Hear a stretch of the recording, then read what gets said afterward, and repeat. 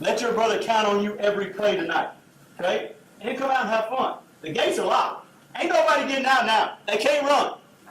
The gates are locked. Let's bring the fight to them, guys. Yes, sir. All right, brother. Let's pray.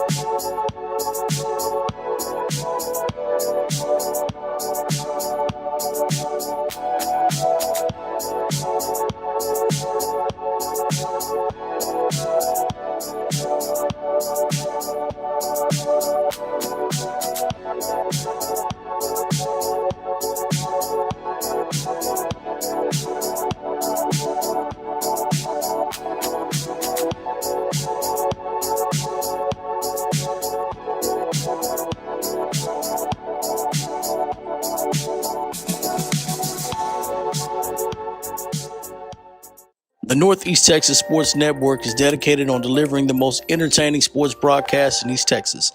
And if you're interested in having your next sporting event streamed live, visit us online at NETSN.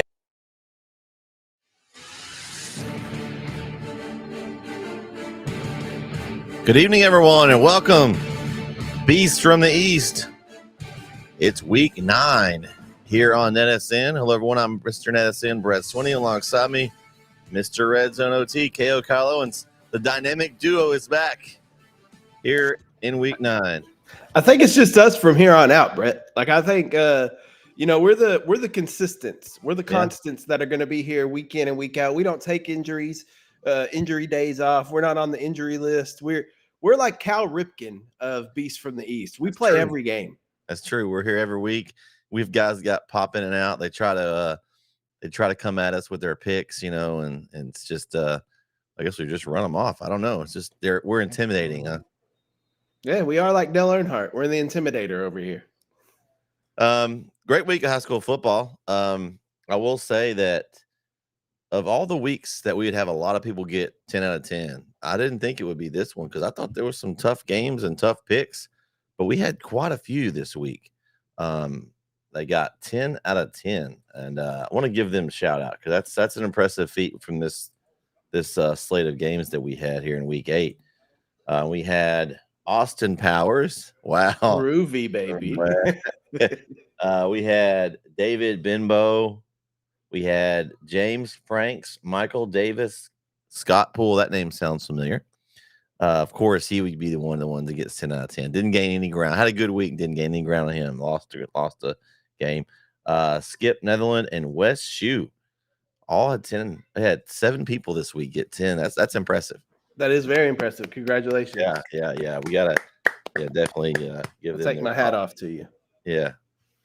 That's impressive. I had a pretty good week, Kyle. I had 9 out of 10. I thought, man, I was doing really well. I was like, man, surely but the one game I lost, Kyle, a 5 overtime game in the battle between All Saints and Gorman.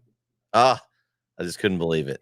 Yeah, and what I think was the craziest thing about all that is how low scoring a 5 overtime game it was. Those 5 overtime games, normally they're in the 50s or 60s because you're scoring so much. But yeah, this is a low scoring 5 overtime game, and that was one of the 3 that I got wrong. I went 7-3, not a bad week, but that was truthfully, I probably should have went 8-2. One of the picks that we'll talk about later, I picked with my heart like you did last week or a couple weeks ago, and it bit me. But anyway, yeah, it was a fun week though. There were some really good games, some fun games to keep up with this week.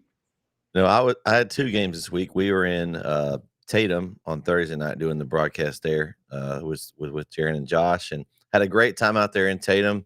I felt like Jaron was like the Pope coming in or something. Like he had all these folks coming up to him, and I was like, man, you're just famous over here. And it was good to see him back over there in his teams that he called. He called Tatum like the last 2-3 years, I believe, and this was the first time he got to come over from NETSN and do a game, and so it was a lot of fun. It was a really good game. Gladewater gave them everything they had, and Tatum finally just got them at the end. But it was a 33-28 game score, I believe, and it could have gone either way. I mean, they were both very similar, and they like to pound the football. Gladewater had a little bit better passing game, but Tatum, and they had some dynamic guys on that team. Of course, ideally they have a player that's last name is Tatum, which fits right in, Tatum from Tatum. And so, but it was really a lot of fun. And then Friday night I was in Brownsboro, the place with no internet, Kyle, and we struggled. We got the broadcast out. Shout out to everyone that tuned in and hung with us. We had some Wi-Fi given to us by the stadium. That ID did not work. It wasn't available. So I don't know what happened. We got some miscommunication there, so we had to go with our backup plan on internet, and it wasn't great, but we had a good broadcast. We did get that game re-uploaded, so there's a high quality replay version on the YouTube channel for those that want to go back and watch it now that you can see it. And man, Scott had a catch. It's been posted on Twitter. One of the best catches I've ever seen live in a game, Kyle. I mean, it was legit OJ Beckham-esque. No, it was beautiful. It was one heck of a catch. And I think that, the problem in Brownsboro, I don't know what it is. You could have signal in Tyler, you get signal in Athens, you get signal in Chandler. But that little spot in Brownsboro where the stadium is like a dead zone. And it is tough. But hey, again, hats off NETSN, able to get the broadcast out where no one thought it was possible, and you still got one out. It was out, and you could hear us. I mean, we had several people chatting about. I think Brownsboro had a stream. I'm sure they were using their internet there and didn't want to share it. That's okay. That's okay. That's all right. But we got comments that, hey, there's a stream over Brownsboro's doing one, but the commentary is way better on NETSN. So I was like, hey, all right. Well, we appreciate it. So we got a little compliment there. We do what we can to try to get it out there. Sometimes it's a little iffy on the places we go, but we want to try to get all locations covered. So, but Russ got the win, 35-21 there, but it was a back and forth game. It was a battle of who can stay, at least attempt to get in the playoffs. Rusk, that's their first district win. They've got some games on the schedule. They can still sneak in there. It's going to be tough, but they do have a chance now, getting that first district win. So, Kyle, where were you this week? Man, I was. We were at a pretty good little ball game too over in Troop. Ooh, yeah. What about games? Yeah, New Diana at Troop, and I'll tell you what. I know I'll get more into the game when we talk about it in our picks, but yeah, it was it was a good atmosphere over there in Troop. the game, since it was so close to Tyler when the game ended, the worst part, you know me, I got to throw my negatives in here. I do have a negative about Troop.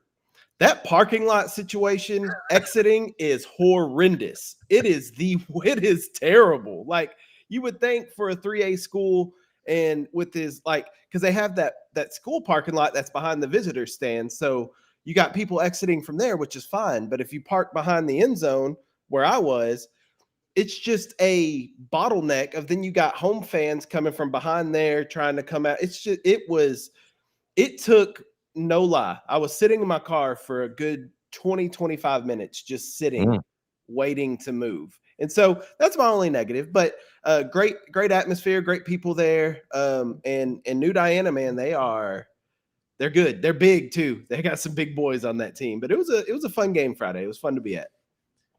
Yeah, I will say the benefit of having to pack up equipment, Kyle, and doing a stream is we don't ever have trouble getting out of the parking lot because we're usually the last ones leaving. So don't have that problem. But when I was doing radio and calling games, like that's the beauty of doing that, is you get there before everybody gets there and you leave after everybody's already left. So you don't deal with any of that. But in this new position, sometimes I'm in situations where I need to leave so I can make it back to the station for OT.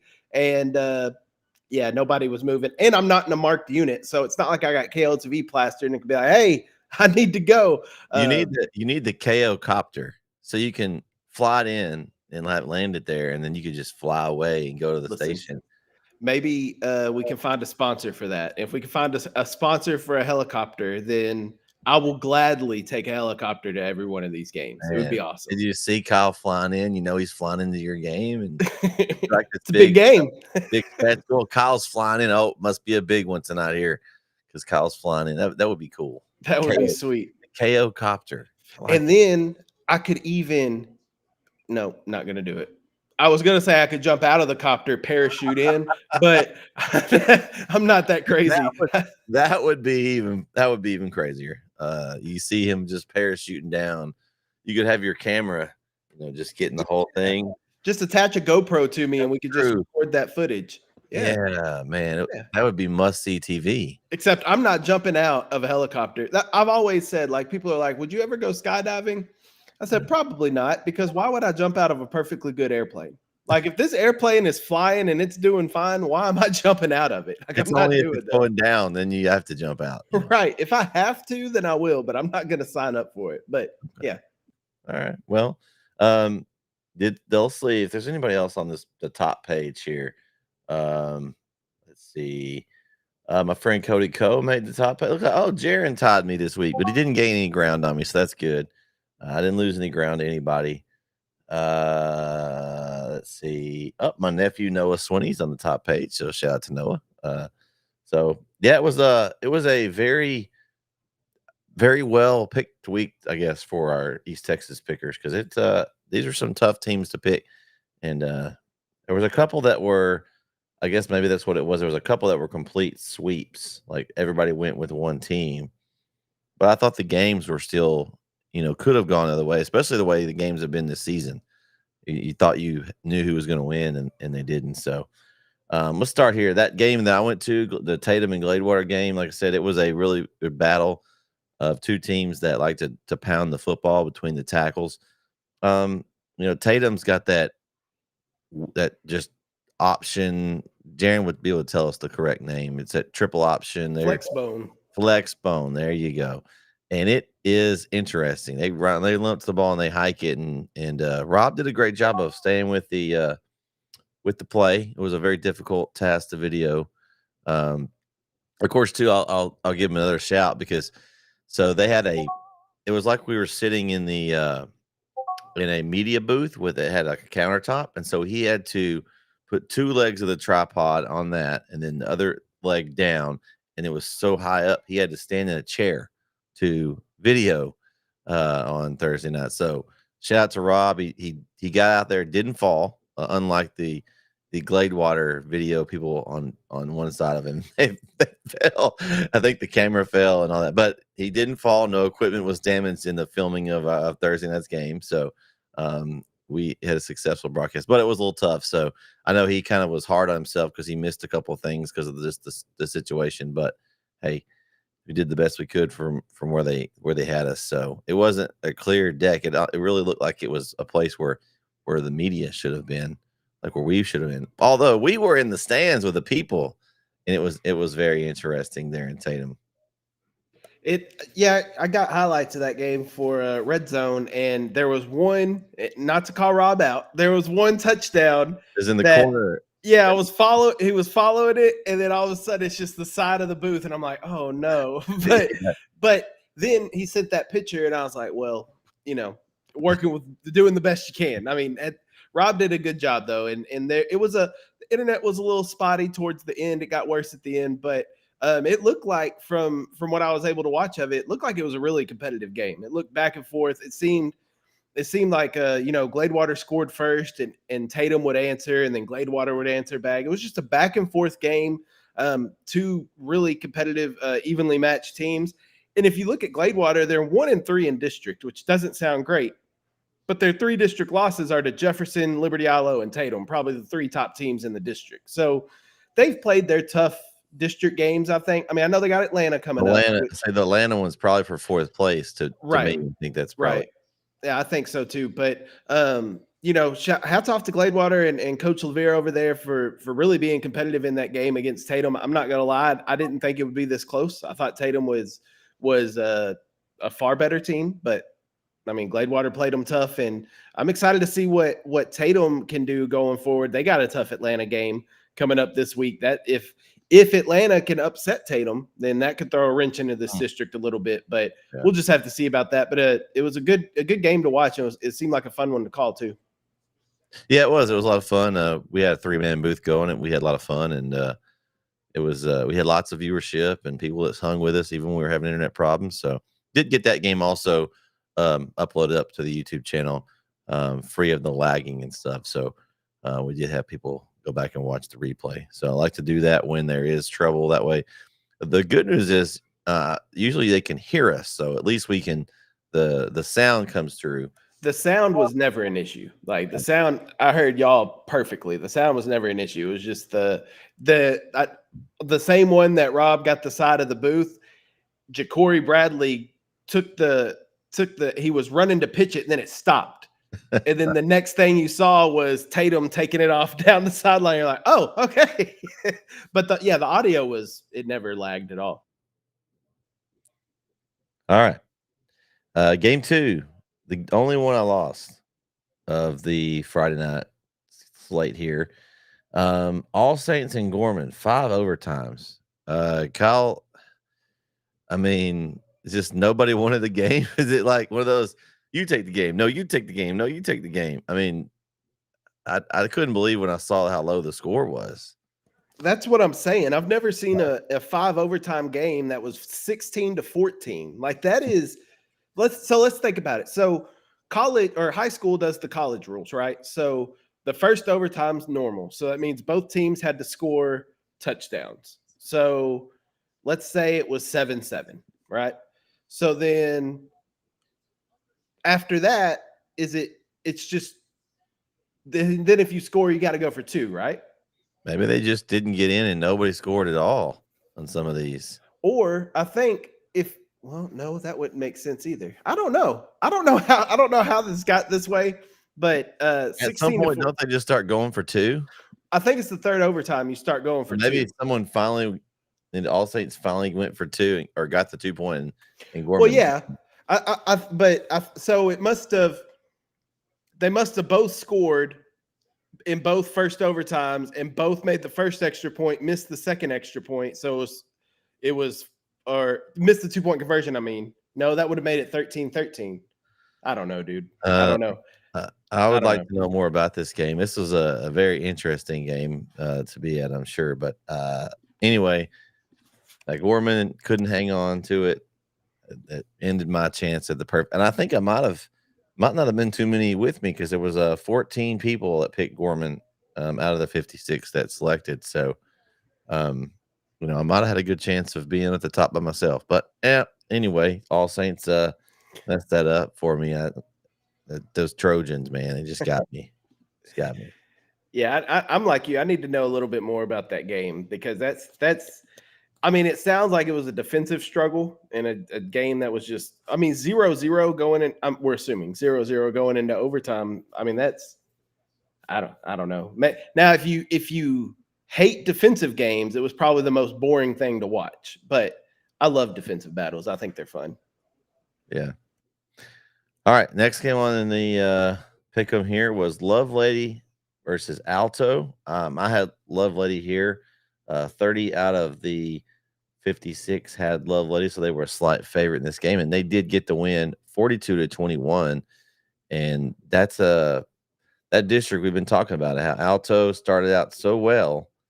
And looking down here at their schedule now, Kyle, I mean, Altos, they could not make the playoffs here if they don't watch out, because this district is very, very interesting. Yeah, this district's going to be fun to watch these next few weeks to end up the season. Yeah, I think Lovelady's the top team in that district. I mean, they're not only beating teams, they're beating them convincingly. Tenaha by 41, Overton by 20, Alto by 21. Like, they are really playing well against these teams. I think that we could see the game at the end of the year, Lovelady hosting Grapeland as a district championship game. I think that's what it'll come down to. But I think Lovelady kind of wins this district. But you're right, with Alto sitting there at 2-2, and they got a bye week coming up in 2 weeks, but they got to face Overton this week. If they drop that one to Overton. Yeah, I think that could be, because Overton right now is sitting right now at 2-1 in district play. Mm-hmm. They've got Cushing at the end, which should be a win. And then Mount Enterprise and Alto are both down. Those three are kind of fighting at the bottom, because you kind of got Grapeland and Lovelady at the top there. And then you've got Alto, Mount Enterprise, and Overton. Those three for 2 spots. Well, in that Mount Enterprise, they play Lovelady this week. So let's assume they lose to Lovelady, which would drop them to 2-2. And if Alto falls to Overton, then that puts them at 2-3. Mount Enterprise could be also 2-3 in district if they fall to Overton in that following week. So then, yeah, that last game between Alto and Mount Enterprise could be for the 4th spot in this district. So, and I did hear Mount Enterprise. I heard that the Mount Enterprise back is injured, Kyle. Ooh, Keegan Ash. Yeah, that's what I heard. Oh, well, that's tough. Which explains why they've kind of maybe they beat Shelbyville. We know how good Shelbyville is, but then that big loss to Grapeland. That I don't know exactly when he went out, but they could explain why they've struggled a little bit lately. After starting off really good there, they were beating people pretty handily those first 2 or 3 games.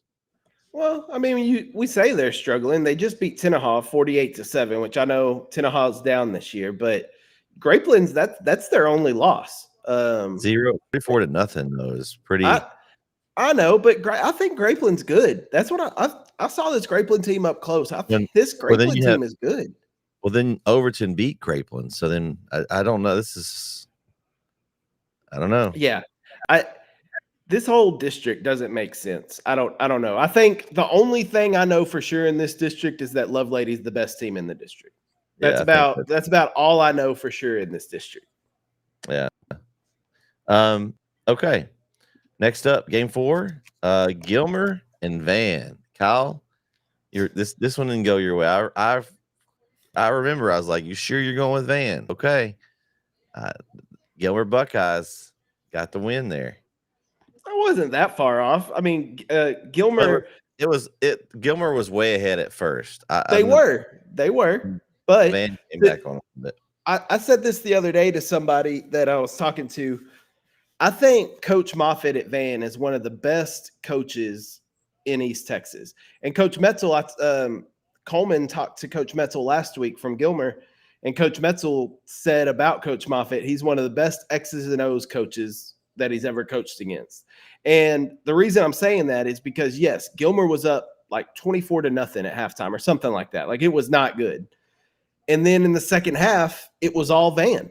Like it was all Van in the second half, and they nearly came back and beat Gilmer after being down by that much. And it's something you see every game with Van. Any game that they're Pine Tree, for example, their other loss this season, they were down big early in that one and fought back to make it competitive to only fall by 6 at the end. So I just want to give a shout out to Coach Moffitt, and he figures out at halftime what to do to make the team better in the second half. And I mean, I guess for them, they just don't need to fall behind. If you don't fall behind that far, then you don't have to come back like that. But kudos to Coach Metzel and the Gilmer Buckeyes. Another thing he said to Coleman the other day that I thought was interesting, he said, Coleman asked him, you know, when do teams kind of start hitting their stride? When do you notice it? And he said, well, we're at week 8, right? He said, this is about the halfway point of the season. He said, so about right now. And I said, halfway point? But how he said it, if you want to go play for a state championship, that's 16 games. So week 8 is your halfway mark. So, I mean, it makes a lot of sense. And I think that's what we're seeing from Gilmer right now. They're kind of starting to pick up steam and start gaining momentum. Now, it'll be tested this week, but I think Gilmer is picking up steam. We'll really know where they stand after this one, because I want to give the last 2 games any you still got to play them, but this is their next challenge, and then they'll have a couple weeks to get tuned up before the playoffs. We'll just say, but big win, 31-23 over Van. If that's an impressive win, I think that'll affect our polls a little bit. That we'll talk about here shortly. As Gilmer with that big win over a team that's in our top 10. All right, game 5, Hooks and Dangerfield. Man, this surprised me. 33 people out of the 56 picked Hooks to win, and Dangerfield said the disrespect. And was it 42-0? I think was the score of this game. Skunked them. Oh my goodness.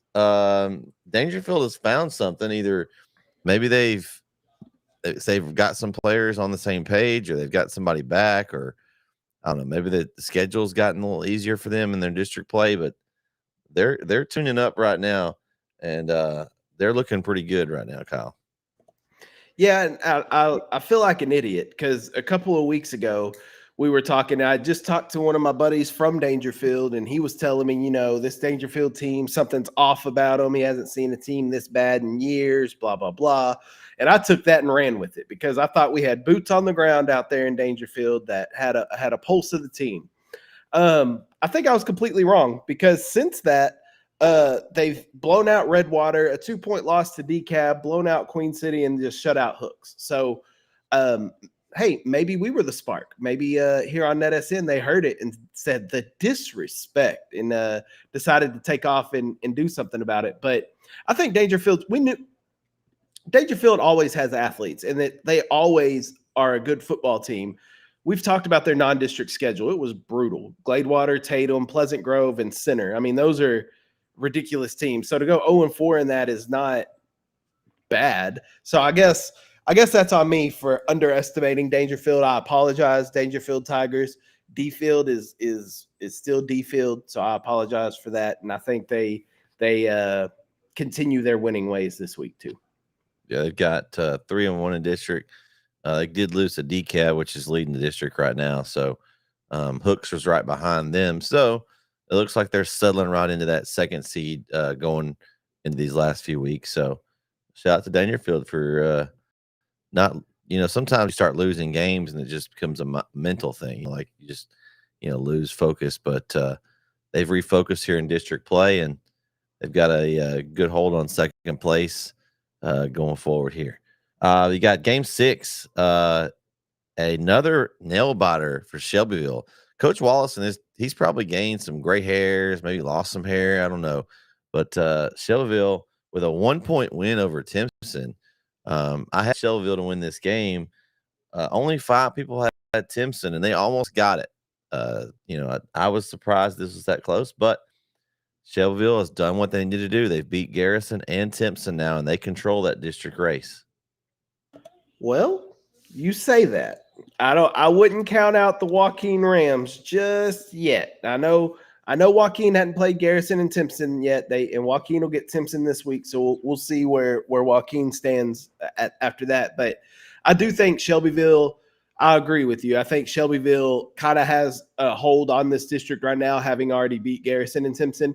But I tell you, by a combined 2 points, they beat Garrison and Timpson by a combined 2 points. Like, that is insane. But we've talked about it. DJ Barnes, and you've seen this Shelbyville team. They're good. On offense, they are explosive.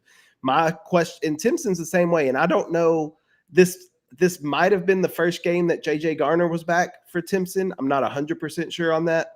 But it seems like it was. If they were able to put up 57 points, I feel like the JJ had to be somewhat healthy in that game. But what a game, Kyle! 57-58. I mean, that's it. That's impressive, and it sounds like a fun one to be at. But yeah, I think Timpson has a tough one with Joaquin this week. I think we'll see how for real Joaquin is, and then for Shelbyville, you're just kind of looking.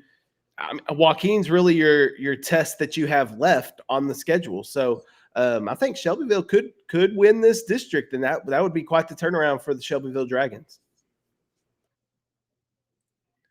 All right, Game 7, the game you were at, Kyle. Tell us a little bit now. 56 out of 56, everyone picked New Dana this week, and there was a reason for that. Kyle, tell us a little bit about what you saw there, New Dana versus Troop. Well, I tell you, the first half was a lot different than the second half. I think Troop had a great game plan. New Diana, their high-powered offense, second in the state in scoring offense, only behind Westwood. First in the state in average margin of victory. They were beating teams by 51 points a game. I mean, they were absolutely dominant, just a juggernaut coming in here. And Troop held them to 14 points in the first half, just 14 points. And the two scores, one was a kind of a scramble by DeJuan Johnson, the quarterback for New Diana, and he got in for the first score. And then an interception by New Diana set up a big bomb from DeJuan Johnson to Jaden Johnson. But that's what New Diana has been doing all year, has been hitting those big explosive plays and kind of just, running people out of the gym. But they weren't able to do that. Troop limited the big plays in that first half. But just like we talk about all the time, eventually that Troop defense got worn down. And you just saw those 5 to 6 yard runs started becoming 10 to 11 yard runs for New Diana. And it just kind of started wearing down the Troop defense. But Troop came out in the second half and on their first drive went down there and scored a touchdown. And it was 14 to 11 in the third quarter. So it's not like New Diana just blew Troop out of the water. I think Troop performed very well. I think they just ran out of steam. The final score was a 70-yard punt return by Jaden Johnson for a touchdown. So the Troop defense itself only gave up 28 points to a New Diana offense that was averaging nearly 60 points a game. So I think if you're Troop, you played well, and I think they still can have a good shot in this district. It's New Diana's to lose. I think New Diana rolls through this district to an undefeated regular season, but I was, as much as I was impressed with New Diana, I think I was more impressed with Troop for how hard they played in that game to keep it as close as it was. Yeah, this district's kind of got the 4 teams that are going to the playoffs kind of set. I would say not in stone, but it looks like New Diana, Troop, ARP, and West Rusk. Order still to be determined, but Troop does look like it's probably going to take that second spot. They do have West Rusk still coming up this week, so that'll be interesting. Is in West Rusk. So I know West Rusk has struggled at times this season, but they have what's in front of them. They control their own destiny as far as being second. West Rusk still has Troop and ARP on their schedule, so we'll see. I think that ARP game at the very end of the season is going to be for that 3rd and 4th spot, in my opinion. But we'll see if it plays out that way. But a very competitive district here, as New Diana is kind of planted their flag on this district, and I think they're well on their way to taking care of this district. They have Buffalo, ARP, and Elkhart to close. I'm impressed though. Troop did a great job. 35 points. That's That's the least they've held in a full game. You know, that 32 points with Sabine was a halftime. Well, and you could go even a step further than that because, like I said, that last touchdown was on a punt return. So the defense only allowed 28 points to the offense, the New Diana offense. Yeah. So, I mean, either way, full game or not, that's the least amount of points that New Diana has scored on offense all season long. And Coach Pitts for New Diana said that coming into the game. He said, you know, no disrespect to anybody else they played on the schedule, but he said Troop is the toughest team that we've seen so far. And I also asked him, how do you think your team will respond to adversity? Because you really haven't faced much this season because you're blowing everybody out. And he was like, well, you know, I think we'll be fine. And they did. They handled the adversity well. It was a 3-point game in the third quarter, and they went on to win big. So I think New Diana's got a really good team. All right. Game 8. One of the most interesting kind of matchups in East Texas. We had differences of opinion on as far as where Henderson was in this district, 9-4A Division 1. They're kind of the surprise. You had the Big Four that's been kind of the playoff teams the last several years. You've had Chapel Hill, you've had Kilgore, you've had Lindale. Well, then Pine Tree dropped down. Everyone just assumed Pine Tree was going to fill in that spot. But Henderson, the way they've started, the way they've been playing this year, they've kind of thrown a wrench into this district. So we've been kind of watching it, you know, the whole 5 teams for 4 spots. Hen goes in on the road at Pine Tree, and they lose by 10. So now Pine Tree has kind of said, not so fast, Henderson. This district now is very interesting. We've got Chapel Hill, Henderson, and Kilgore all at 3-1, Pine Tree at 2-1, and Lindale at 1-2. You know, Maybank and Palestine. Sorry, maybe next year, guys. I think it's 5 teams for 4 spots. It's going to be interesting. I had Pine Tree in this game. Kyle, did you have Henderson? Yeah. Oh, you had Pine Tree? I had Shine Tree. Okay. I thought you might have had Henderson. Oh, I know. It's the next game that you got wrong. I'm sorry. Stop it. But we'll combine this. The other game we had was the Kilgore Lindale game. 2 people had Lindale. One of them was on this show. That's right. Lindale alum, baby. And the other one was probably a Lindale alum as well. Let's just say it. I don't know. Was it probably Jake Munoz? Was he Lindale? It may have been. Could have been him. Could have been one of. Anyway, Kilgore got the win. So this district now shapes out interesting. Now Lindale's kind of that interesting spot. They have Maybank. They should win that one. So they should go to 2-2. They have Pine Tree and Henderson last 2 weeks. So even though they're 1-2 right now, Lindale's still by no means out. They've got a couple teams on their schedule that they can have their own say. Chapel Hill has both the same teams. They have Pine Tree and Henderson as well. This is just going to be like, it's still nothing settled right now. Like I don't know what the tiebreak is, but I would be willing to guess there's going to be some kind of tiebreak scenario for something in this district. I don't think there's going to be a clean 1, 2, 3, 4. No, this district is insane. And going to Lindale, I think Lindale's in the worst position out of all 5 of these teams. I think they're in a must playoff start this week for Lindale. I think they have to win out. The one that they needed to get was that Chapel Hill game. And because, I mean, the rest now they could go out and I think they'll beat Maybank with no issue, but let's not forget Maybank gave Henderson a scare. So I don't think Lindale can just overlook Maybank. Did you look at the Chapel Hill Maybank score? I think Chapel Hill got mad. I saw that. And I was surprised at the score. Honestly, I was like, whoa, okay. I guess I want to remember what I said about Chapel Hill's defense. I said it's improved this season. Well, let's just take a look at score comparison. They've shut out Palestine. I know Palestine's struggling this year. I get it. But they shut out Palestine, which the offense didn't perform well in that game. So defense kind of carried them. 28-0, shut them out. And then a 45-0 win over Maybank, which, again, kept it close with Henderson, which we think is a playoff team in this district. So kudos to Coach McFarland and the defense over there in Chapel Hill. They are much improved. But for Lindell, again, I think they have to win out. I think they beat Maybank this week, but you have to beat Pine Tree and Henderson or get some help by those other teams beating up on each other. But that's the thing, Brett. They've beat up on each other. Henderson beat Kilgore. Kilgore beat Chapel Hill. Kilgore beat Pine Tree. I mean, they've just kind of beaten up. And then let's say this week, what if Chapel Hill beats Pine Tree? Well, then or if Pine Tree beats Chapel Hill, we got all sorts of confusion. Oh. I mean, this district will not be settled until the final whistle blows on November 8th. I think this goes down to the final and week. Chapel Hill finishes November 1st. Oh yeah. So they're going to be done in the clubhouse with all these scenarios. They may be going to several different games, sending coaches all out like, hey, what's the score there? Oh, what's the score? Or they could just update the NETSN app. Know what the score is, They could, but these games, the Pine Tree and Henderson game, I think this was an opportunity for both teams to kind of make a statement in this game, and I think Pine Tree is the one that made the bigger statement. I know they were, I believe, they were at home, so they had that home field advantage, but. Henderson didn't lie down and didn't just let Pine Tree walk over them. So I think Henderson's still a really good football team. I believe Pine Tree is already a good football team.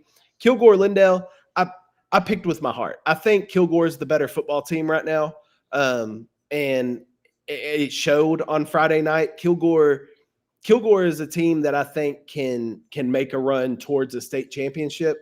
I don't think Lindell's there right now.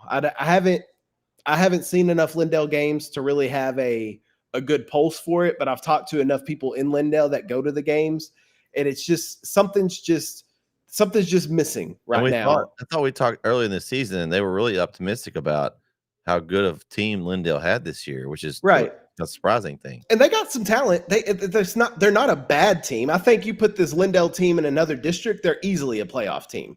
But it's just in this district, when you have so many good football teams, there's going to be a good one that gets left out. And right now, as of October, 22nd, Tuesday, October 22nd, as of today, Lindell is that fifth team out. They're on the outside looking in. Now that could change and they could get into the playoffs and then they can make a run because all you got to do is get in the dance. That's it. So I'm not giving up hope on my Lindell Eagles, but this is they're kind of behind the 8 ball a little bit and they have to win out, I think. And then of course, everyone had Longview. They took care of Legacy at home, 38-15. No problem there.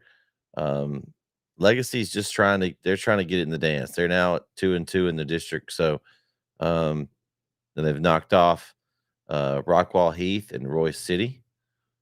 So they've got a chance if they can get a couple of wins here coming down the stretch. I don't know. When's the last time that Legacy made the playoffs? Do you know that, Kyle? It's been a while. Last year. Was it last year? Did they made the playoffs last year?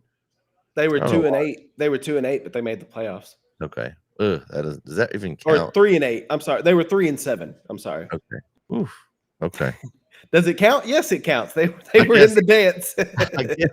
I guess it was that forgettable of a playoff appearance. Well, and looking back at it, Brett, they made it last year.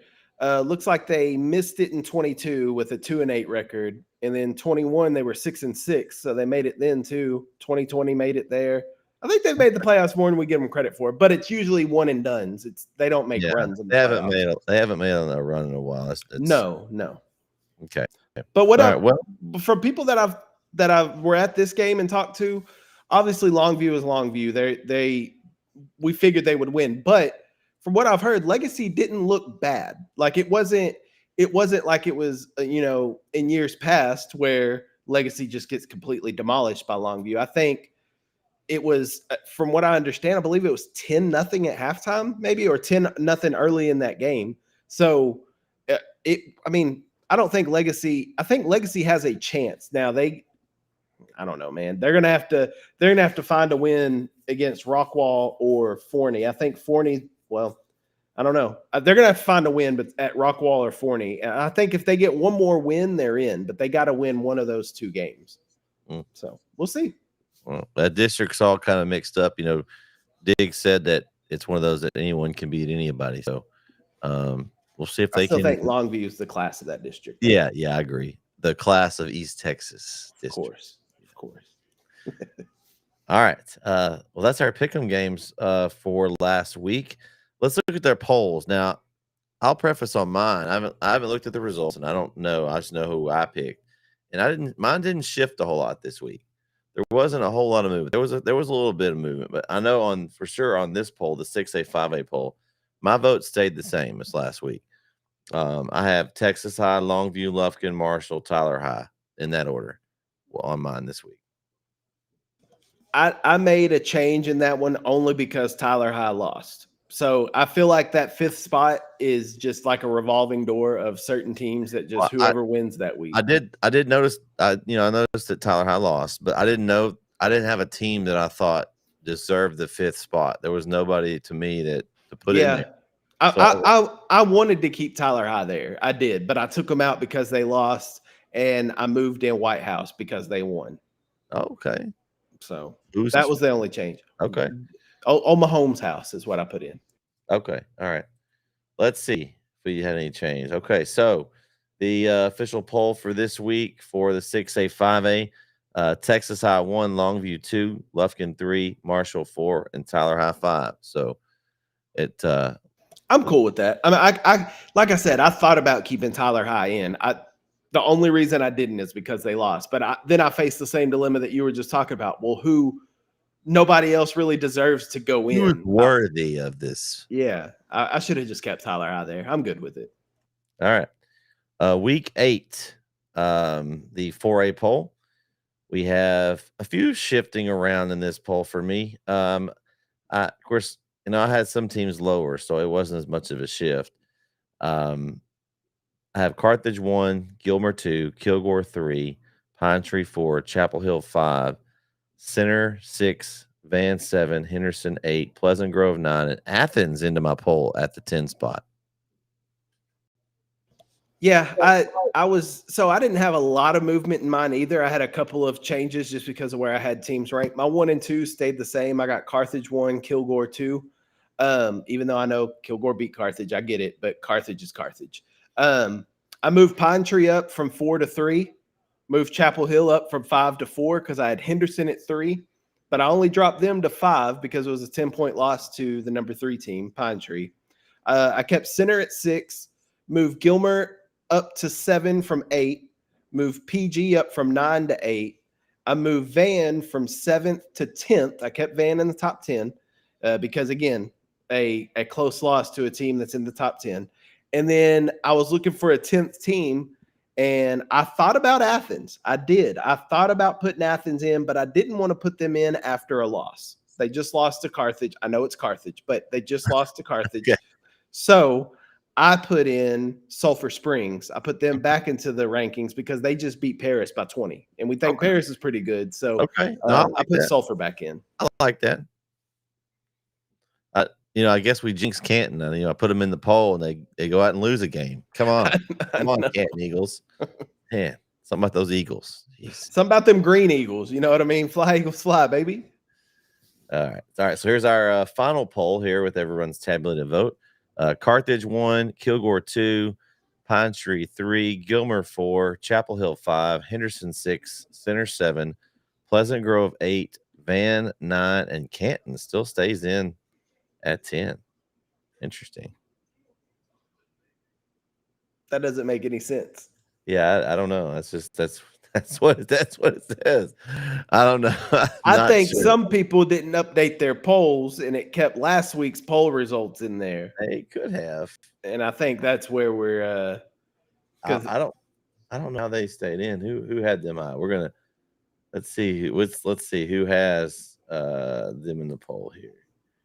Brandon and Jaron both had Canton in their poll. I think it's because maybe everyone got a different vote, and so that's what kept them in. But I feel like somebody else's vote should have been someone else had Canton in there. I don't know. I'm not sure, but I'm confused by that one. Canton only has 1 loss, so I guess it is what it is there. But they just hadn't played anybody. That's why I didn't have them. I couldn't. If they'd have had 6 strong wins and they lost one game, then maybe. But they hadn't. I rewarded them because they hadn't lost, but I couldn't keep them up there. But didn't have a solid win. Right. I put them in at 10 with no losses. So the moment they lose, I can't keep them in at 10 just because they got one loss. Like there's other 4A teams that, like a Athens or a Sulphur Springs, that, I mean, Sulphur Springs only has one loss too. And it was to the number 1 team in the state in 4A in Salina. So yeah. Okay, so we go on to our 3A and below poll. Not a lot of shifting for me in this one. I think I actually kept it exactly the same as last week because nobody lost, and all my teams that I had in here, they all won. Malakoff 1, Palestine, Westwood 2, Jefferson 3, New Diana 4, Liberty Isle 5, Winsboro 6, Beckville 7, Shelbyville 8, Grand Saline 9, and Lovelady 10. So mine changed just a tad, and that's because, well, 1 through 6 remain the same. I have Malakoff, Westwood, New Diana, Jefferson, Winsboro, Grand Saline as my top 6. Now, if you remember last week, I was called out by you for not having Liberty Isle in my 3A top 10, which I admitted that was an oversight on my part. So I had to move Liberty Isle in. So I moved Liberty Isle into number 7 in my poll. I got Tatum at 8. I got Grapeland at 9. And I had to drop a team out because I moved Liberty Isle in. So I put Shelbyville at my 10th spot. So I got Grapeland and Shelbyville rounding out the top 10. Okay. Let's see how this one shook out here. We got Malakoff at 1, Westwood 2, New Diana 3, Jefferson 4, Liberty Isle 5, Winsboro 6, Grand Saline 7, Tatum 8, Beckville 9, and Shelbyville 10. So I'm not upset with Beckville being in there either. I think Beckville is a really good football team too. Now, Wascom is one that beat Beckville, but they have a couple of losses. So right. Well, we'll see what happens this week with Wascom, but I think Wascom wins that district probably. Yeah, that game is a NETSN game this week. Is it? Yes, Thursday night. We're going to be in Big Sandy. I will see y'all there because I will be there getting some highlights. Okay, all right. Yeah, we're going to be sitting in the stands for that one, but that's okay. We'll be all right. Better crowd noise in the stands. Yeah, that's true. All right, so let's talk about some games that we have now, Kyle. Let's do a little pick'ems. Okay. Oh, we didn't talk about the overall leaderboard. So Scott Poole now has a 7-point lead over everyone in the stand. He could almost take a week off and tease. I think he should. I think he should take the rest of the regular season off. He has 67 in second place. Michael Davis and Russ Miller are tied at 60. That's our top 3. Let's see. Where's the first NETSN person? Oh, there he is. Brett Swinney, 54. Anybody else? Oh, Corey Marshall is still on that board at the very bottom at 50. So did you gain any on Mr. Marshall this week, Kyle? I don't even know. I've given up. I don't even look at the overall board anymore. Hey, you did. You're behind. Oh, Jaron also has 50. You have 48. So yeah. Okay. I've given up on the overall. I'm just going for weekly results. I'm just trying to get a 10-0 season, a 10-0 week under my belt. Okay. All right. Well, good news is you can start over every week with your pick'ems. So let's go check out week 9's game we're just talking about. The game that we will be at this Thursday night. I'll be there, and I think Jason is going to be on the call with me there in Big Sandy between Wascom and Big Sandy, and man, this is a really big game in this district. You know, we've got Beckville that Wascom's already beaten. Big Sandy is at the top here in this district. This is a really good one. When we looked at these games, we were trying to find some games that we could add to the schedule, not really knowing at the time that this was going to be as big a game as it is. But right now you've got Wascom at 4-0 in the district. You've got Big Sandy at 3-1. Beckville at 3-1. Beckville's already been beaten by Wascom, so this would be Wascom if they're able to knock off Big Sandy here, kind of be well on their way to getting the district championship. They do have Elysian Fields in a couple weeks or actually, I guess next week they have the final week off.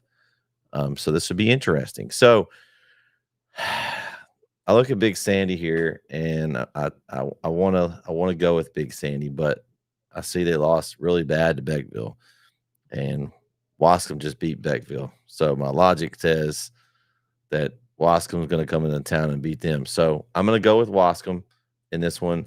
I think it should be a good game, but I think Wascom's just going to have too much for Big Sandy, even though they're going to have to travel to Big Sandy. I love Coach Pullum, the Big Sandy head coach. Love Coach Pullum. I mean, Wascom's 2 losses. We've looked at this are a 1-point loss to Garrison and a 6-point loss to Shelbyville, who we think are really good football teams. I think Wascom. What concerns me is Wascom, how they handled Beckville and how Beckville handled Big Sandy. That's my concern. So if I was picking with my heart, I'd take the Big Sandy Wildcats. But since I'm trying to go for a 10-0 record this week, I got to go with the Maroon Wildcats over in Wascom. All right. Game 2, another game with district implications here is Tatum will travel to Atlanta to take on the Atlanta Jackrabbits there. This district also kind of interesting. We've got Jefferson and Liberty Isle at 3-0 on a collision course there. They play here next week, which I'm assuming that will be one of our bigger games of the week, be playing for that district championship. Tatum sits 2-1 right now. Atlanta right behind them at 2-2. And then you've got White Oak and Gladewater down there as well in this district that, we hadn't talked about White Oak a whole lot, but, they still have a chance here if they can steal a win somewhere. They did lose to Atlanta, so that puts them behind the 8 ball a little bit, but they could throw a wrench into somebody too. As White Oak's one of those teams that started off the season really good. It had a not very strong pre-district schedule, but the fact that they're sitting there, they could really. I think that Gladewater game. I think that's the game that we're going to have that last week of the season. Gladewater at that point could be still fighting for a spot, and White Oak could be a spoiler there. But in this district, I think Tatum is my 3rd spot. I think they're the 3rd spot in this district behind Jefferson and Liberty Isle. So I'm going to go with Tatum to get the win over Atlanta. I haven't been on the Atlanta bandwagon all year, even when y'all have tried to convince me to hop on this Atlanta Rabbit train. I haven't hopped on. I am on the Tatum Eagle bandwagon, though. I think if you want to compare scores, Liberty Isle beat Atlanta 42-6. Liberty Isle beat Tatum 36-26. It's a lot closer there. And Tatum's only other loss this year is by 2 points to Newton, which, again, really good team. Now, Tatum has played Sabine and Gladewater and Liberty Isle as their 3 games in district. So not exactly all the best teams. They still have Atlanta this week and then Jefferson to end up the season. I think this is a big one, man. I think this is a big one, but I would it would be almost blasphemous for me to go against Tatum while I have a green Eagles jersey on. So I'm going to take the Tatum Eagles. Yeah, you had that. They had that on for a certain reason there, Kyle. I figured you had on your Tatum Eagles this week. That's right. That's right. Man, game 3, man, a battle of unbeatens. We got Grand Saline and Lone Oak. 2 teams that are both 3-0 in district, both 7-0. This is a district championship on the line here in this one. You've got Grand Saline. They've beaten Cooper, which we've seen Cooper has starting to come on here as of late. A good Joaquin team. Lone Oak, Rains, Winona, not impressive. A Big Sandy win. Big Sandy's been playing well this year. That's a pretty good win. I don't know, man. This is going to be a tough one. To me, it's a toss-up. But Grand Saline is more East Texas. So I'm going to go with the Grand Saline Indians to get this win and to grab hold of that district and look for a district championship. This one's going to be easy for me. Give me the Grand Saline Indians and Coach Joe Drennan. I believe in Joe Drennan. Hey, we should get that. We should get that song changed. That would be awesome. Oh, that's awesome. Yes, that's my new slogan for this year. I believe in Joe Drennan. That's what we're going with. Say his name and he appears. The Indians are real this year. I'm a big fan of them. Not to put anything down on what Lone Oak's doing. I mean, listen, Lone Oak's last 6 seasons, back to 2018, 3-4, 2019, 2-8, 2020, 1-9, 2021, 2-8, 2022, 0-10. Last year, 4-6, and now they're 7-0. I mean, Lone Oak is playing some good ball this year. Coach Turner's doing a great job over there with the Lone Oak program. Love what Lone Oak's got going on, but I'm not picking against the Grand Saline. I just wore a Grand Saline hat last week. I have a Grand Saline polo in the closet. I'm not going against Grand Saline, man. This is a heart and head pick. Give me Grand Saline. Grand Saline. All right. The next two games are big games here in Region 3, District 11. That's 2A Division 2. First one is Alto travels to Overton to take on the Overton Mustangs. Man, I'm going with the Mustangs. Coach Layman and that group, I'm going with them. They've only lost one in district. That was to Lovelady. They've already beaten Grapeland. Sorry, Alto. I think you're starting to hit the meat of your schedule, and Overton's going to be too much. They're going to take that win at home. Yeah. It's hard to go against you with that one. I think, yeah, I'm kind of with you. Alto had a great start to the year, starting out 5-0. Since then, they have floundered a little bit, going 1-2 in their last 3 games. And yeah, like you said, they get Overton this week, then they have a week off, and they got to end up the year with essentially a playoff game against Mount Enterprise, we think. So, yeah, I like what Coach Lamance is doing over there with the Overton Mustangs. Love Bryce Steele, love Isaiah Hawkins, love their offense. Give me the Overton Mustangs. All right. Game 5. You mentioned Mount Enterprise. They travel to Lovelady this week to take on the Lovelady Lions here. And right now, Lovelady, the only undefeated team in district at 3-0. I think they continue and move on and stay unbeaten in district. I'm taking Lovelady to beat Mount Enterprise. Yeah, this is another easy one for me, especially if Keegan Ash is out, which we don't know for sure. But even with Keegan Ash, I think, like I said earlier, Lovelady is the class of this district. I'm going to take the Lovelady Lions to win. All right.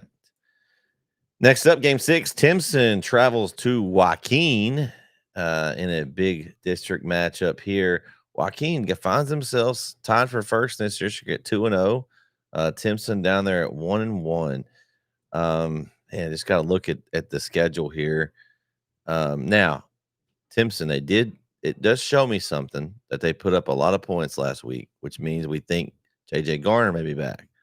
So that will be a big help for them. Timpson's problem is they haven't been able to stop anybody. They're giving up a lot of points in these games. I mean, they're 22, 48, 63, 45, 22, 58 are their defensive games that they've allowed. And Joaquin puts up a lot of points. They've beaten Frankston. They lost a close game to Beckville. They lost to a Grand Saline team we just talked about that's rolling. But they have taken care of business. Now, we'll say Joaquin's wins. They've played the 2 weakest teams in this district, St. Augustine and Hemphill. The game is in Joaquin. It's hard to pick against Timpson. They are the state champs. And it looked like if they competed that way against Shelbyville, I think they're legit. I'm going with Timpson in this one. I think Timpson is angry. They're ticked off, and they're going to go in and take care of business and knock off Joaquin. I think even with a down Timpson, they can still take care of Joaquin. Man, he made some good points. He made some great points. This one's tough, man. This one's tough for me because like you said, yeah, Joaquin has been putting up some points. They've also been giving up some points. They gave up 44 to Frankston, gave up 64 to Grand Saline, 35 to Corrigan Camden. I mean, their defense hadn't been stopping a lot of people either. But yeah, you touched on it. I saw this Timpson defense face to face, and it is not great. It is not great. But yeah, I don't know what to think about. This game could be like 85 to 80 or something crazy. It could be. It's tough, man, because I'm with you. Like, Timpson has that state championship pedigree. They're coming off a state champion. They're the defending state champs, but they don't have Terry Bussey. And they may have JJ back. If they put up 57, I'm going to assume they have JJ back. But can they get a stop when they need to? Because we know Joaquin can put up points. Can they get a stop when they need to? Or is this going to be, like you said, an 85, 80, last team with the ball wins? The only thing that we can compare really is the Hemphill game. Both Joaquin and Timpson have played Hemphill. Joaquin beat Hemphill 52-26. Timpson beat Hemphill 35-22. So Joaquin put up more points on Hemphill, but also gave up more points, even though it was only 4. Man, I don't know. I'm talking myself into circles in this one. I have no idea who I want to pick. Okay, here we go. I think that more people are going to go with Timpson because of name and pedigree.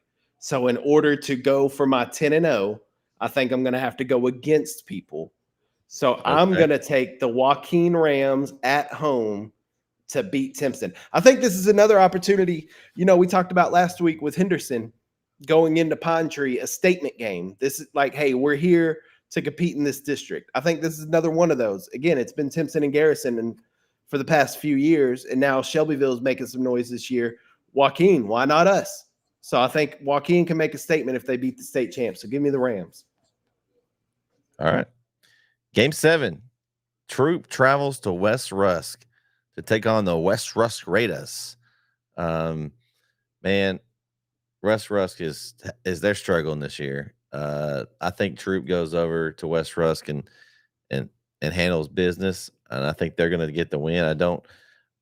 I think that, again, like we talked about earlier, I think the West Rusk ARP game, week 11, is going to be fighting for that 3rd and 4th spot. I just think Troop, with the showing they had against New Diana, I mean, West Rusk got destroyed by New Diana. I think it was like 72-7 or something really ugly, and I just can't see Troop putting up a better fight to New Diana than West Rusk getting an upset. I just can't see it. I'm going with the Troop Tigers in this one. The beautiful thing about this game is, one thing I forgot to mention about New Diana Troop, both schools, exact same school song. Never been at a game like that before. New Diana played their school song, doing their little motion like this. And then it was time for Troop school song, exact same tune, exact same motion. I'm sure the words were different, but it was felt Twilight Zone-ish. Anyway, the beautiful thing about this game is both teams have played the same teams in district so far. So we have direct score comparisons. Other than the ARP game, Troop has played ARP or West Rusk hasn't. But Troop beat Elkhart 46-14. West Rusk beat Elkhart 28-8. Troop beat Winona 50-6. West Rusk won 55-6. Troop lost to New Diana 35-11. West Rusk lost to New Diana 72-7. So strictly going off that, and I just saw this Troop team very good defensively. Again, to hold New Diana to 28 offensive points, a team that's been averaging 60 a game, to hold them to half of that, I think is impressive. So I'm going to take the Troop Tigers in this one over the West Rusk Raiders. All right. Game 8, Gilmer travels to Pleasant Grove to take on the Pleasant Grove team. This is a district championship implications here in this game. I don't know. You look at Gilmer's schedule, it's just you can't really put a schedule any tougher if you're Gilmer. I mean, they've had a couple of losses there to a really good Pine Tree and a really good Chapel Hill team. We've got a win over Kilgore, a win over Lindale. And then, of course, I don't know much about Brenham, but a win over them as well. They beat a really good Van team last week. You look at Pleasant Grove. They lost to Paris 7-0. That's still a weird one. That's kind of the weird outlier that we haven't yet figured out. They beat Dangerfield, which Dangerfield was struggling at the beginning of the year, so I don't really think that's a big win. But they lost to Kilgore. I don't know. I think Gilmer is a little stronger, even though Pleasant Grove has them at home. I think that'll help. But man, Coach Metzel's got Gilmer rolling right now. I wouldn't want to play them. I wouldn't want them on my schedule. And early prediction, I think we're going to have a Gilmer Carthage game to your down the line. That's going to be a classic this season in the playoffs. I'm going with Gilmer. I think they take this game. I wouldn't mind seeing that Gilmer Carthage game, by the way. I think we will get it. I'm with you. 3rd or 4th round, I think we see it at Rose Stadium or maybe at Lobo Stadium, one of the two. Yeah, this one's tough, man. I think Gilmer's playing really good ball right now. That Pleasant Grove loss to Paris throws me for a whole loop. I don't know what to think about that. But again, that was early in the year. That was the same week. That was the same week that Gilmer lost to Chapel Hill. So, I mean, I don't know. Yeah, you're right. Gilmer's schedule has been a murderer's row of opponents. Man, these last couple have been really hard on me. That's what we want. We want them tough. My heart says Gilmer. My heart says choose Gilmer. I love Coach Metzel. I think he is a phenomenal coach. I think he's a phenomenal person. Love Coach Metzel. Love the Gilmer Buckeyes. Golly. But I really want to go 10-0. I want to get all these picks right. Give me Gilmer. Give me Gilmer. Give me Gilmer. I don't feel confident about it, though. Like, I could see Pleasant Grove winning this game.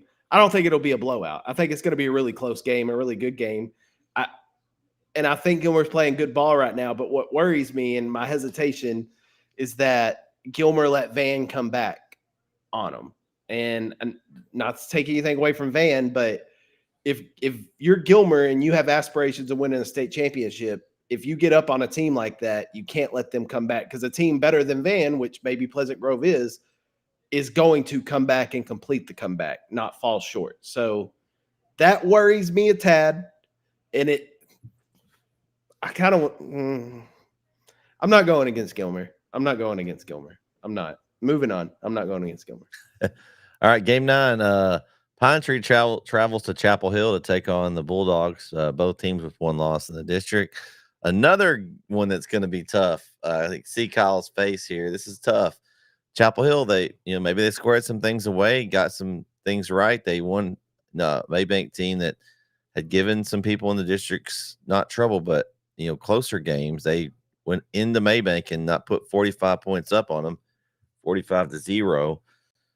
Man, this one to me, like, if I was like, I'm going with Chapel Hill. Let's just be honest. I'm a Bulldog. I'm not going to go against my team, especially when I think they have a chance to win this game. I think if they show up and they play good ball, Ricky Stewart comes out, he's healthy. He's gone through some sickness, so he's played but has been limited. I think maybe he probably did well last week. I'm just going to go on a limb and say Ricky Stewart probably had a good week.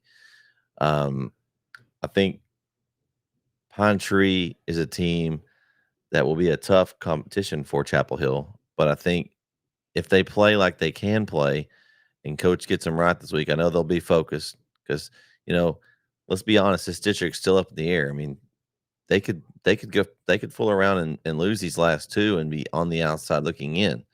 So they have to be careful. I think that Chapel Hill wins a close game this week, and they get that 4th win that's going to pretty much lock them in a playoff spot. And then they go to Henderson the next week and play a little freer. I think they get this road win or a home win against Pine Tree. But I think it's going to be a classic game. I really do. Well, this is the Red Zone game of the week, so I will be at this game Friday night at Chapel Hill. Not looking forward to the parking situation. Not looking forward to not having any service, but we'll be at Chapel Hill for a really good ball game. I think I got some good tips for you if you need some tips for Friday night for us parking and cell service ish. We'll talk later this week. Because right now we have a game plan of JD, who shoots the highlights, is going to have to leave the stadium at halftime to find service to send back highlights. So we'll talk. Anyway, this one, man, I think it's going to be a classic. I think it's going to be a really good ball game. Chapel Hill has the pedigree. I mean, they were at the state game last year. Pine Tree dropped down from 5A into this district. I think you could at the start of the year, you kind of penciled them in as the fourth team. The top three, Lindale, Kilgore, Chapel Hill, I think were the top three teams. And then I think all of us had Pine Tree kind of penciled in as that fourth playoff team. Chapel Hill's battle tested. That's what I forget what Reardon said when I talked to him earlier this year, but there was something he said, like the amount of games that these seniors have played is ridiculous. Like 50 something games in 3 years is just 15, 15, and 16 in the first three. So that's 46. Yeah. So what are we? 7 games. I mean, over 50.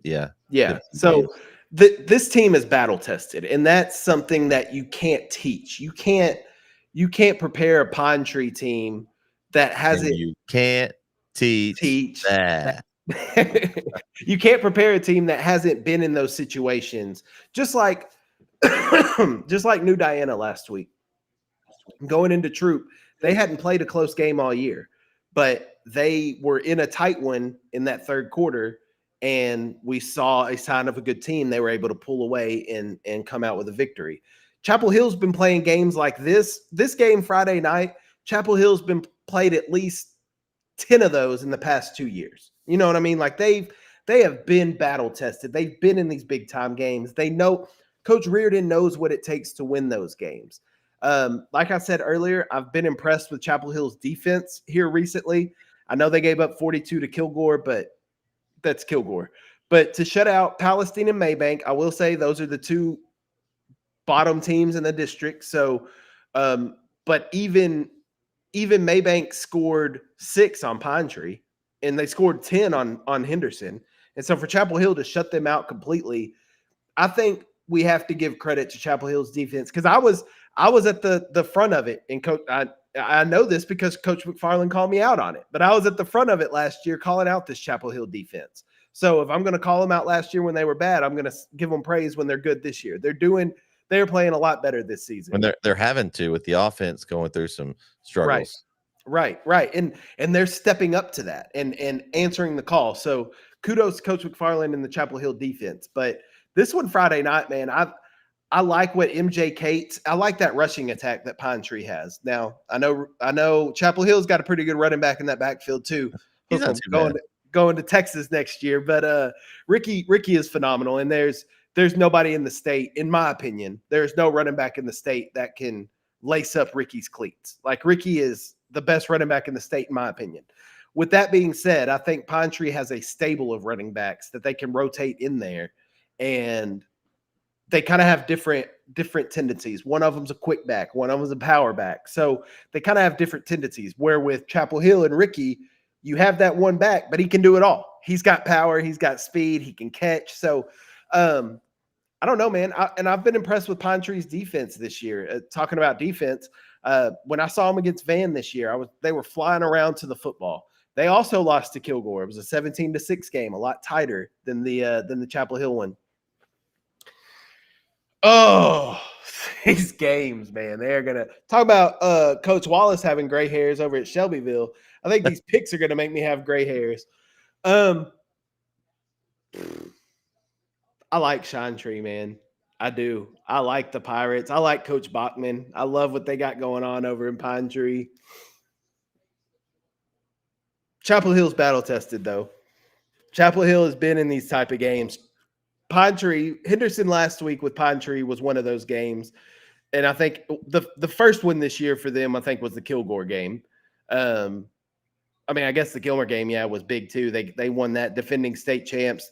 opening up the year on the road in Gilmer to go out there and get a win. But then that Kilgore game was kind of the game where, is Pine Tree for real? Is this a real team that we could take seriously? Yes, they lost, but hung with Kilgore tight, which we think is probably the best team in this district. So, man.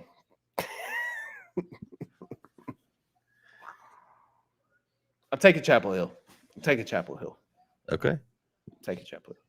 Because Game of their because they're battle tested. They've been in more of these games. I think they're better prepared for it. But it would not surprise me if Pine Tree goes out there and wins Friday night. It would not shock me. I think it's a toss-up, but I'm going to go with the team that's been tested. Give me Chapel Hill. All right. Game 10. Tyler High versus Midlothian in this district. Now, we'll talk about this district a little bit. Tyler High is in there with Highland Park, Midlothian, Burleson Centennial, Red Oak, Joshua, and Claiborne. Right now, Tyler High 2-2, sitting in the 4th spot. Midlothian 3-0 in district play, sitting there tied at the top with Highland Park. If I was Corey, I'd be like TI all the way. But I've got to be a realist. I'm trying to win some picks. I'm looking at Tyler High, and they've been kind of up and down. They've lost to Marshall, they've lost to Lufkin, they've lost to Highland Park already. They also lost the one that I circled on here is the Burleson Centennial game. They lost to Burleson Centennial by 6. Now we go look at Midlothian. They beat Burleson Centennial by 4. Excuse me. That was on the road. So I don't know. Burleson Centennial came into Tyler High's house and beat them. So that gives me, I'm leaning towards Midlothian. I think I'm going to take Midlothian to get the win. Shout out to Tyler High. I hope they get the win, but I'm going with who I think is going to win the game. As the pick'em champ, that's my responsibility to go with who I think is going to win. And so I'm going to take Midlothian to get the win and stay undefeated in district. I almost slipped up the other night on overtime and called Tyler High John Tyler. I could say it here freely because I know we're good. I feel like if I would maybe offended somebody if I would have said it on TV, but I almost slipped up the other night. So. You mean you almost called him Tyler? Yeah, yeah, I did. So the thing with Tyler High, and we kind of talked about it with, I think it was somebody earlier we talked about, they start slow. Tyler High's Van, that's who we're talking about. Tyler High, every game starts slow, and it was no different this past week against Burleson Centennial. Got down early 14-0. And me and Michael Coleman talked about this on OT the other night when we were talking about Tyler High. In those games, when you get down early, you have to expend so much energy to come back that by the time you tie it back up, you're out of gas. Like you've expended all your energy to get back into the game, that now you don't have that extra juice to get you over the hump to win the game. I think if Tyler High, they're 4-4 right now. If they started faster, I think they're 6-2. I think they're a better team than their record shows. With that being said, they needed this Centennial game. I think they needed the Centennial game to get into the playoffs. I'm not saying all hope is lost because they're 2-2 and they could still get in. But when you look at it, if let's say they lose this game to Midlothian, right? Highland Park 4-0, you already lost to them. Midlothian 4-0, you lost to them. Centennial, whatever they do, it doesn't matter. You've already lost to them, so you lose the tiebreaker there. That would mean you have to beat Red Oak in the final week. And that's assuming that Red Oak doesn't beat Centennial or Midlothian, because Red Oak has Centennial this week. If they beat Burleson Centennial, I think Tyler Ho's hopes are kind of out of there, because that's, I don't know. I think Tyler High has a chance to get into the playoffs, but they needed this Burleson Centennial win to have a better opportunity. They're going to have to beat Midlothian or Red Oak or both to get into the playoffs. When you talk about Midlothian, they're 6-1, right? Their one loss was their very first game against Cedar Hill. Brett, I don't know how much. I don't know a lot of DFW football. I don't know how much you know, but one thing is for certain: Cedar Hill's dang good at football. I think they're a really good football team. Then they beat Ennis. They beat Dallas Kimball, Killeen, Harker Heights. I don't know anything about those schools, but you beat who's on your schedule, right? So I don't know, man. I think this was going to be tough. Midlothian's at home. As much as I want Tyler High to win, and I will be cheering for Tyler High, I have to pick correctly. So I'm going to take Midlothian, but I hope I'm wrong. If this is the only one I get wrong, I hope this is the one I get wrong. I hope Tyler High wins, but I'm going to take Midlothian. All right. Let's go. Let's look and see what's on our schedule this week. You talked about where you're going to be.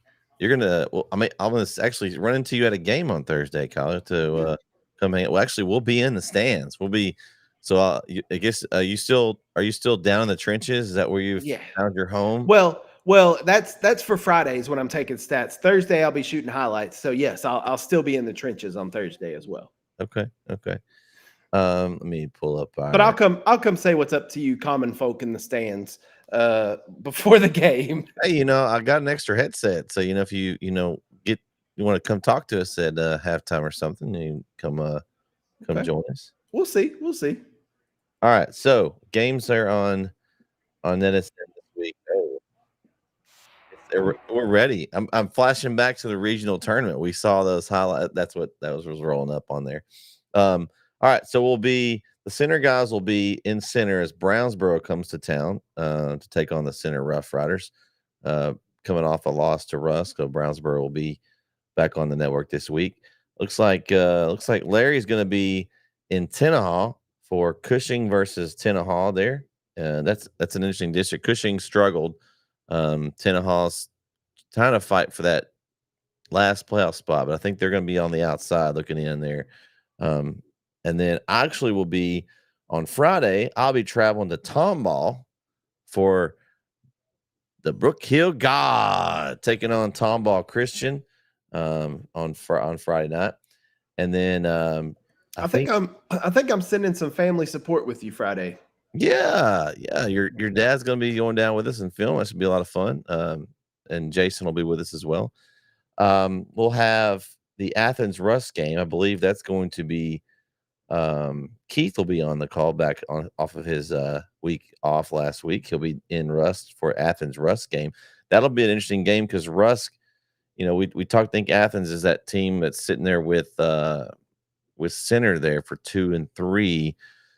Rusk needs to steal one if they want to try to get back in the race. So it's an important game for Coach Sitton in that group. So those are the games we'll have. And then I haven't got the stream link up yet, but on Thursday night we were talking about it, and I'll be in Big Sandy for the Wascom Big Sandy game. Should be a good one here on NETSN, and might even have a special guest KO pop in on the broadcast. You never know. You never know where I'm going to pop up at, but I will be in Big Sandy, and I will see you Thursday for sure. But we don't know if I'll be on headset yet or not. Yeah, that thing may magnet you over, Kyle. You haven't had one in a while, so I know. Now I just use a little AirPod. I don't even put a whole headset on anymore. Yep. And then your game of the week Friday, you will be in Chapel Hill for that Chapel Hill Pioneer game. So make sure you stay attached to Kyle and his social media. He'll have some updates and stuff. Or maybe. Or he may just update the app.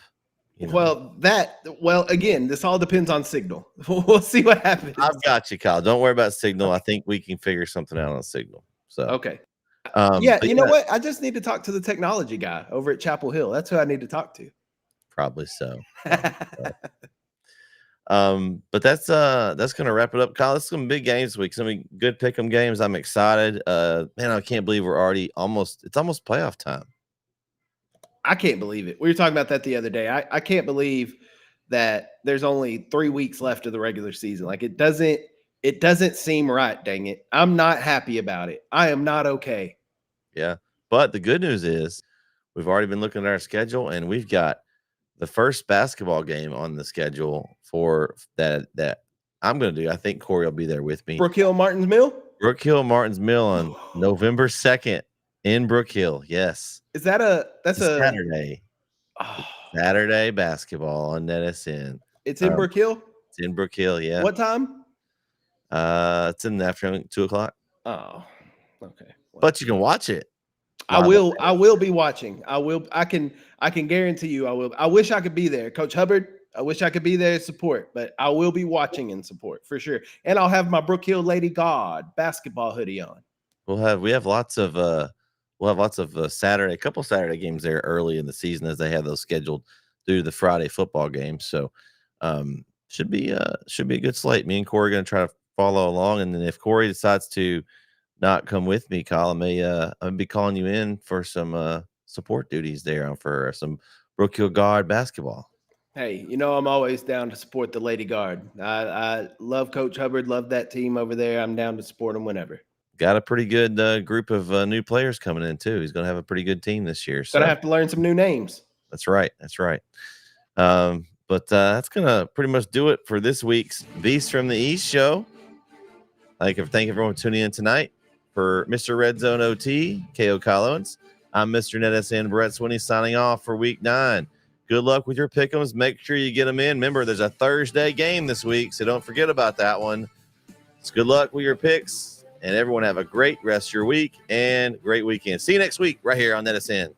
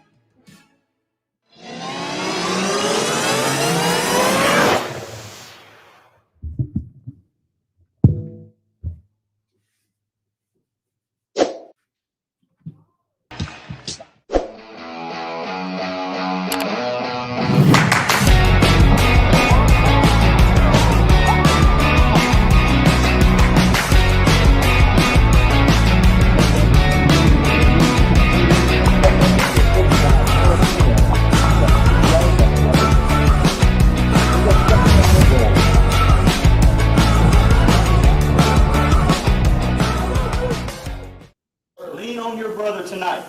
Let your brother count on you every play tonight. Okay? And come out and have fun. The gates are locked. Ain't nobody getting out now. They can't run. The gates are locked. Let's bring the fight to them, guys. Yes, sir. Hey, brother. Let's pray.